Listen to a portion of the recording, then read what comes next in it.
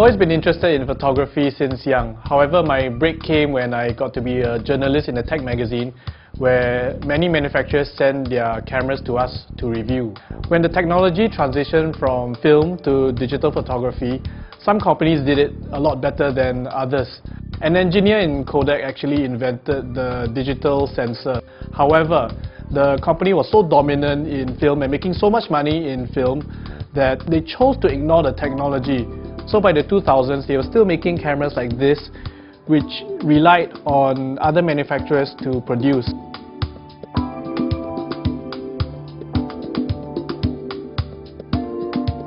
This camera is actually called the Kodak Easy Share. It was actually pretty easy to use. However, the technology in it is very basic. Some of the features of this camera are quite user-unfriendly. For example, this main dial, which turns the camera on and off, needs to have this red button first pressed down, then you can turn the dial.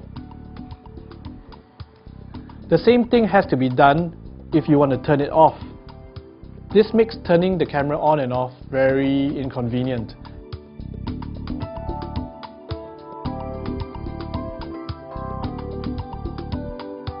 Other manufacturers like Canon had already started to produce models like this. This is the PowerShot A70, which I consider to be the most groundbreaking compact digital camera model ever. It was the very first model to introduce manual creative settings to a compact camera.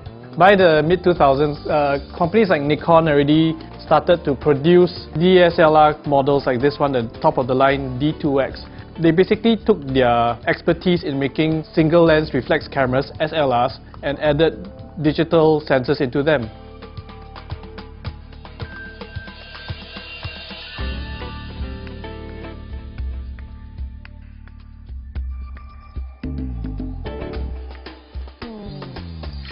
Kodak didn't just come into the game too late.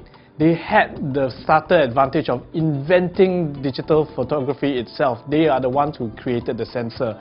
However, they ignored the market potential that it had, choosing to continue their dominance in film and trying to play this gambling game of seeing how far they can last on film before trying to move into digital.